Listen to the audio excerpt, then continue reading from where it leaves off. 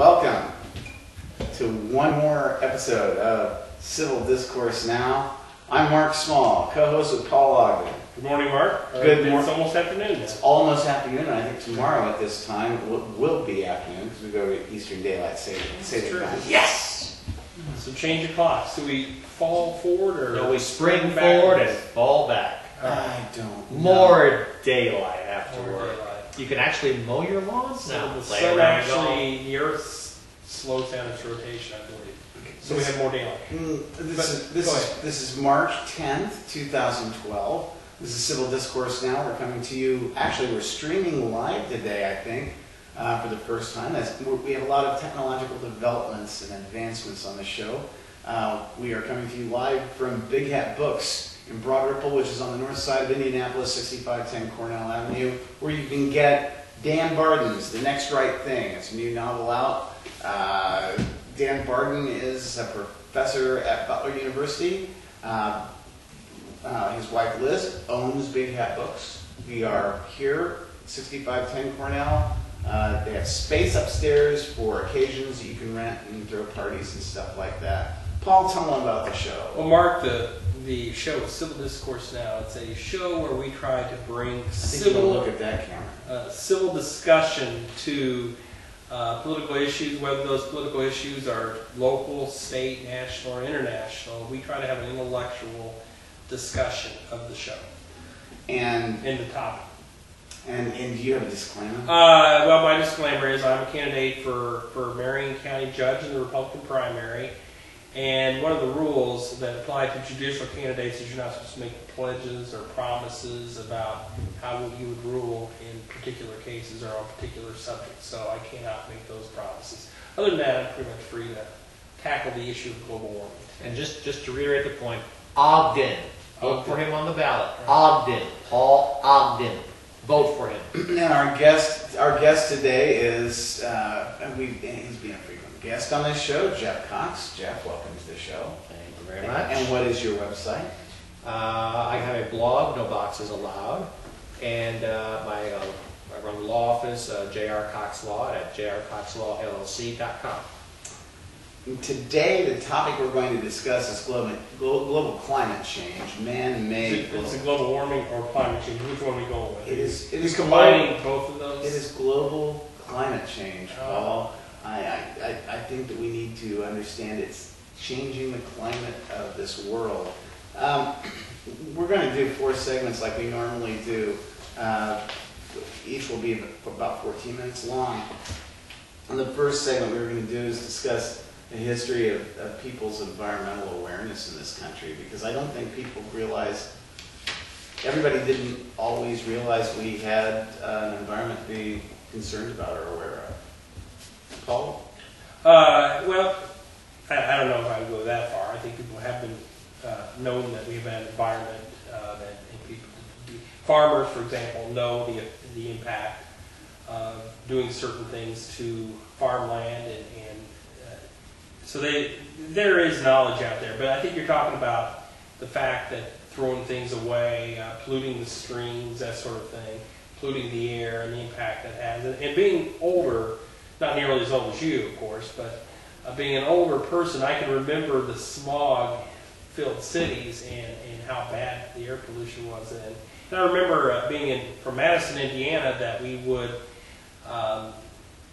talk about swimming in the Ohio River, and it was just too dirty. You wouldn't even do that. And the streams are much cleaner today than they were. The air is much cleaner than it used to be. So things have changed. Jeff, you have a lot of experience with Cleveland and Pittsburgh being in those environments. Is that correct? Yes, it is, actually. And in Cleveland, I know that the Cuyahoga River caught on fire at one point famously. Actually, twice, I think, in the 1960s. I think it caught on fire once. The Chicago River caught on fire too, but no one talks about that for some reason. I think that caught on fire twice. I didn't know that it caught on fire twice. They caught on fire. And you're not supposed to talk about it. So anyways, Cleveland, the Cuyahoga River caught on fire. It was a pretty bad... It was. And also Lake Erie. They were concerned that Lake Erie would die as a lake at one point. And that, I remember that. so people didn't really understand. I think in the 1800s you had this wide open continent, and if you dumped trash someplace, you could move on to the next place and just leave the trash where it was. There's plenty of land, nobody Sort of would like do it. outer space now. That's true. Just Except, the trash there. except outer space is infinite, so we can just see. What we can do is take garbage scows, and instead of taking them off the coast of New York City and dumping all that stuff in the ocean, they can just do it in outer space. Or shoot into the sun. There you go. That's really, I just have these bad images of science fiction films, some creature in the sun growing out of it and being angry about pollution or something. I'm pretty sure there's no creature living in the sun, Mark. Well, anyways. Well, there could be, but likely there isn't. Yes. Anyways, there really wasn't that much of an awareness until 40s. I think that the book by Rachel Carson, yes, Silent Spring. that's it. That had a big impact on environmental awareness. And then in the late 60s, people became more aware of the environment, and you had Earth Day. That was in 1970, April 10th, I think, 1970. Or is it April 20th? I don't celebrate Earth Day. No, April I think it's too Earth-centric.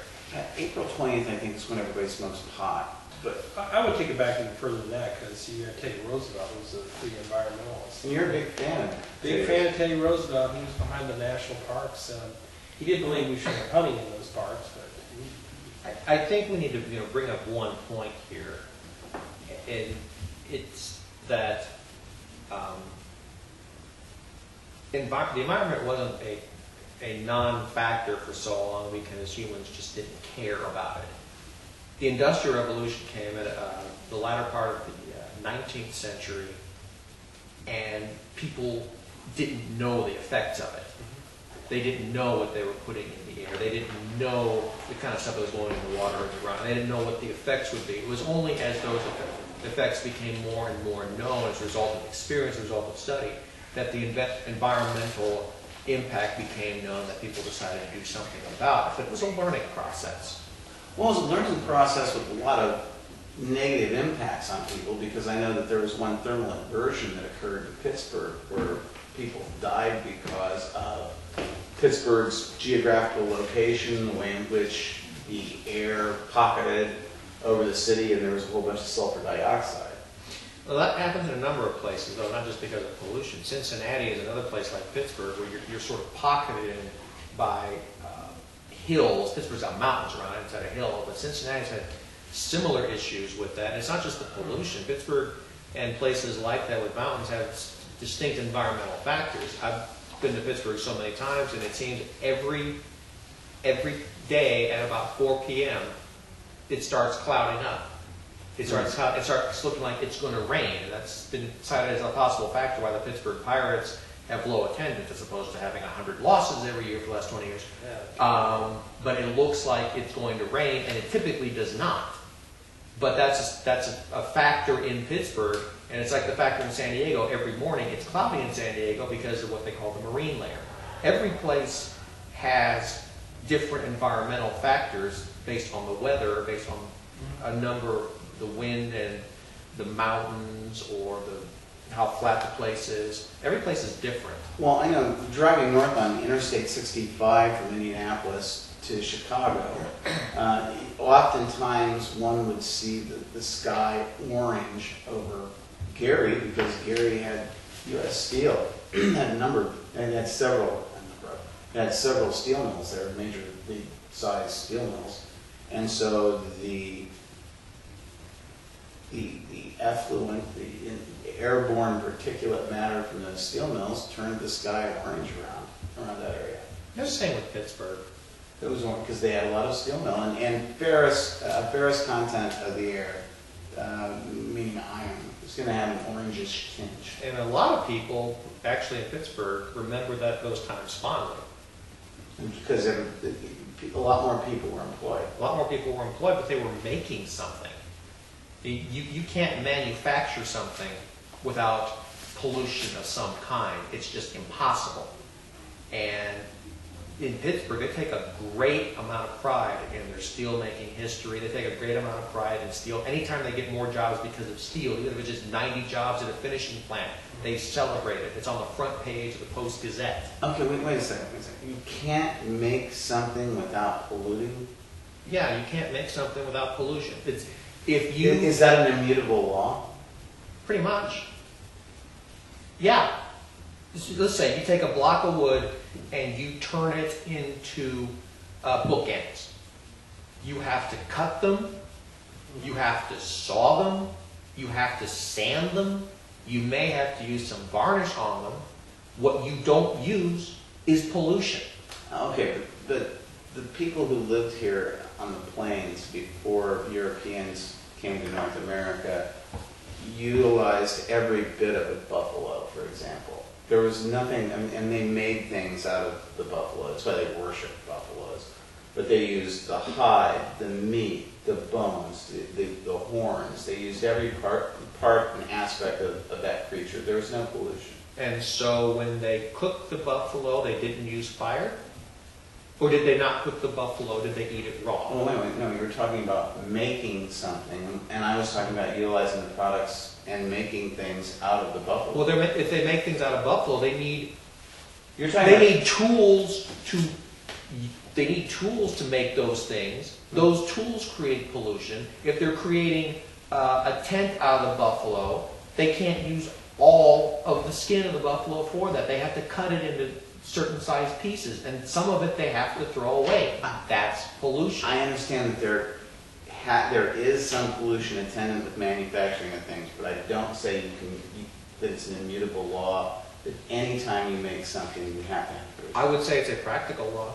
I would say that, well, there you're talking about probabilities and percentage of manufacturing aspects. Well, it's a statistically insignificant amount that can be produced without pollution. Anyways, that's speculation. We don't have any studies on that. So it's like, I mean, I can understand that there is pollution. Some pollution might be necessary, but some pollution is not necessary.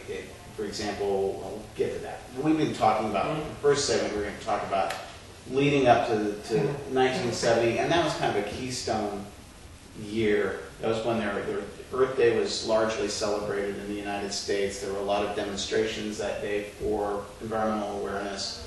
That year, the last real socialist president of the United States, Richard Nixon. Until Obama. No, I don't think so. Signed into law the Clean Air Act, the Clean Water Act, and also the Environmental Protection Act, which created the Environmental Protection Agency. There were a lot of very aggressive steps taken on federal level to address the problem of pollution in the environment. Now, would you agree that kind of was like the end, the beginning of a new chapter?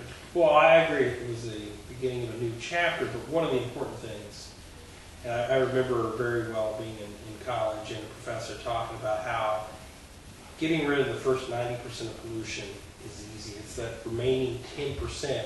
As Jeff says, everything produces pollution, and you can.